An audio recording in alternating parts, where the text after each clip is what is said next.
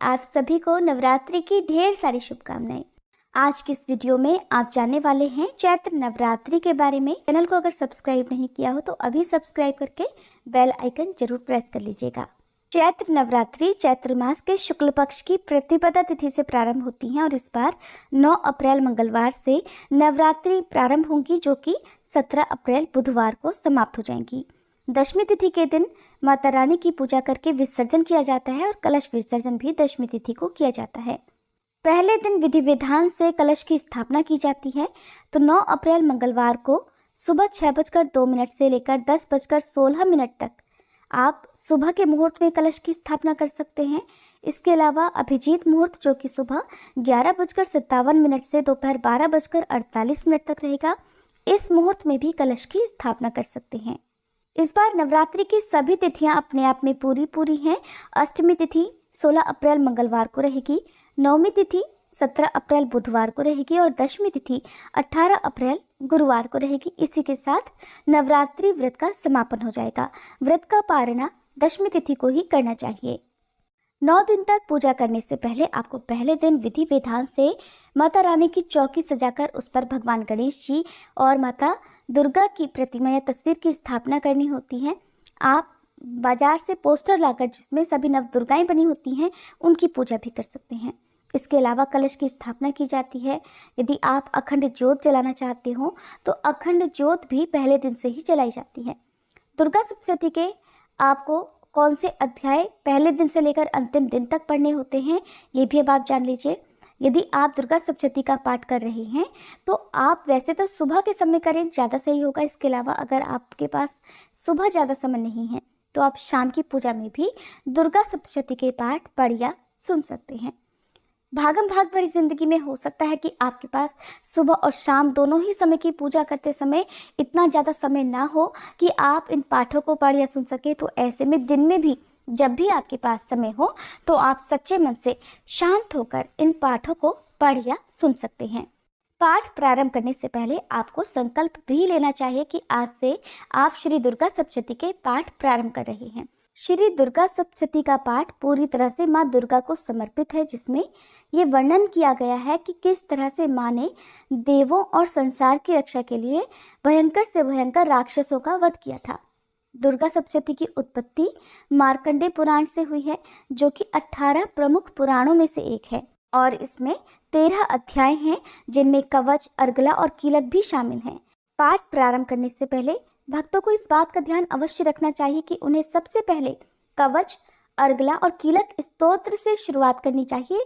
इनके बिना पाठ अधूरा माना जाता है। श्री दुर्गा कवच का पाठ पूरे 9 दिन तक हर दिन करना चाहिए।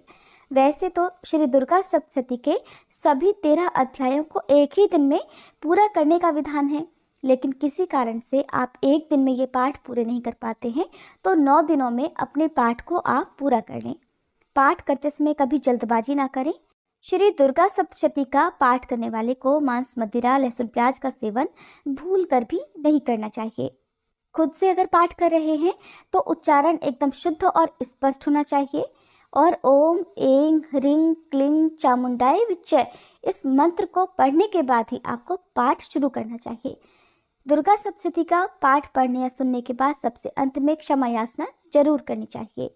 नवरात्रि के पहले दिन श्री दुर्गा सप्तशती का पहला अध्याय, दूसरे दिन दूसरा और तीसरा, तीसरे दिन चौथा अध्याय, चौथे दिन 5वां, 6ठा, 7वां और 8वां अध्याय, 5वें दिन 9वां और 10वां अध्याय, 6ठे दिन 11वां अध्याय, 7वें दिन 12वां और 13वां अध्याय, 8वें दिन श्री देवी सूक्तम का पाठ करना चाहिए और 9वें दिन सिद्ध कुंजी का स्तोत्र और क्षमा याचना करनी चाहिए।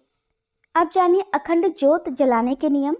अखंड ज्योत को इस उद्देश्य से जलाया जाता है कि घर की जितनी भी नकारात्मक ऊर्जा हो वो दूर हो जाए, परिवार में यदि बाधाएं हो तो वो दूर हो जाएं, परिवार में खुशहाली और सुख समृद्धि आए।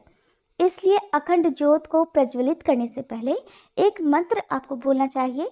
मंत्र है शुभम करोति कल्याणम आरोग्यम धन संपदाम शत्रु बुद्धि विनाशाय दीपम ज्योति नमोस्तुते। इस मंत्र का अर्थ है शुभ और कल्याण करने वाली, आरोग्य और धन संपदा देने वाली, शत्रु बुद्धि का विनाश करने वाली दीपक की ज्योति को नमस्कार है। अखंड ज्योत जब भी आप जलाएं तो इस बात का ध्यान रखें कि कभी भी सीधे जमीन पर अखंड दीपक नहीं रखा जाता है। दीपक रखने के लिए पहले ही किसी अन्न जैसे जौ, चावल या गेहूं की ढेरी आप बना लें, उसके ऊपर ही दीपक को विराजित करना चाहिए। दीपक जलाने के लिए आप मिट्टी का दीपक लें तो ज़्यादा अच्छा होगा। इनके अलावा आप मार्केट से भी अखंड ज्योत जलाने वाले दीपक खरीद सकते हैं। अखंड ज्योत जलाने के लिए आप घी का या फिर तिल के तेल का प्रयोग कर सकते हैं। अगर आप घी से अखंड ज्योत जला रहे हैं तो माँ के दाईं तरफ आप अखंड ज्योत जलाएं, और अगर आप तिल के तेल से अखंड ज्योत जला रहे हैं तो बाईं ओर रखें। अखंड ज्योत जलाते समय इस बात का पूरा ध्यान रखें कि आप इसमें समय समय से तेल या घी वगैरह डालते रहें ताकि अखंड ज्योत बुझ ना पाए। और इसके लिए आप चाहें तो कांच के गोले में भी अखंड ज्योत को रख सकते हैं ताकि हवा से अखंड ज्योत का बचाव रहे और ज्योत बुझ ना पाए। अखंड ज्योत की बहुत देखभाल करनी चाहिए और बुझ ना पाए इस बात का भी पूरा ध्यान रखना चाहिए। फिर भी कई बार ऐसा होता है कि अखंड ज्योत बुझ जाती है, तो अगर ऐसा हो जाए मन में आप परेशान बिल्कुल भी ना रहें। माता से प्रार्थना क्षमा याचना करके आप अखंड ज्योत को फिर से जला सकते हैं। अखंड ज्योत वैसे तो 9 दिन और 9 रात तक जलाई जाती है। अगर आप 9 दिन तक नहीं जला पाते हैं तो आप 24 घंटे भी अखंड ज्योत जला सकते हैं। आप नवरात्रि के पहले दिन या अंतिम दिन, जिस दिन आपके यहाँ कन्या पूजन होता हो, उससे एक दिन पहले भी अखंड ज्योत जलाने का संकल्प ले सकते हैं। 24 घंटे की अखंड ज्योत भी आप जला सकते हैं। अखंड ज्योत जिस घर में जलाई जाती है उस घर को कभी भी पूरी तरह से अकेला नहीं छोड़ा जाता है और ना ही घर में ताला लगाया जाता है। अखंड ज्योत जलाते समय उसकी बत्ती इस तरह से बनानी चाहिए कि उसे बार बार बदलने की आवश्यकता ना पड़े, क्योंकि अखंड दीपक की जो बाती होती है वो कलावे की या कच्चे सूत की 7 हाथ लंबी बाती होती है। ज्योत जलाने के बाद जब भी आपको लगे कि ज्योत कम हो रही हो तो उसकी बाती को आप माचिस की तीली से थोड़ा सा ऊपर का फूल हटाकर आगे बढ़ाते रहें। इस बीच में ध्यान रखें कि ज्योत बुझने ना पाए। अखंड दीपक के आसपास साफ सफाई होनी चाहिए, उसके आसपास वॉशरूम आदि नहीं होना चाहिए। और आपको इस बात का भी ध्यान रखना है कि अखंड ज्योत जब भी आप जलाते हैं तो उस दीपक को वहाँ से बार बार हटाना या हिलाना भी नहीं चाहिए। जिस जगह पर आपने एक बार अखंड दीप जला लिया, फिर वो 9 दिन तक या जितने भी दिन का आपने जितने भी समय का संकल्प लिया है वहीं पर उतने समय तक चलना चाहिए। अगर आपने अखंड ज्योत जलाई हुई है तो आपको माता रानी के चौकी पर 2 दीपक जलाने चाहिए। एक तो अखंड ज्योत का और दूसरा जिससे आप माता रानी की आरती उतारेंगे।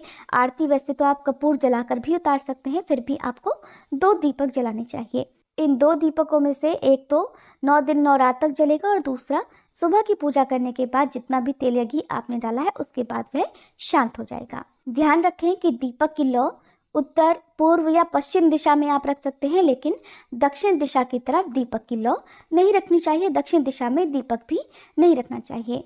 9 दिन तक दीपक जलते रहने के बाद आप उसमें तेल या घी डालना बंद कर दें। जितने दिन का भी आपने संकल्प लिया हुआ है उतने दिन उतनी रात पूरा होने के बाद उसमें अब घी या तेल नहीं डालना चाहिए और फिर अपने आप ही दीपक को शांत होने देना चाहिए। अखंड दीपक जलाने से पहले आपको संकल्प इस प्रकार लेना चाहिए कि हे माता रानी, मैं आपके द्वार पर इस चौकी पर श्रद्धा रूपी अखंड दीपक को प्रज्वलित कर रही हूँ। आप इसे स्वीकार करें और मेरी मनोकामना को पूर्ण करें। संकल्प लेते समय ये समय भी जरूर बताएं कि आप कितने दिनों के लिए इस अखंड दीपक को जला रहे हैं।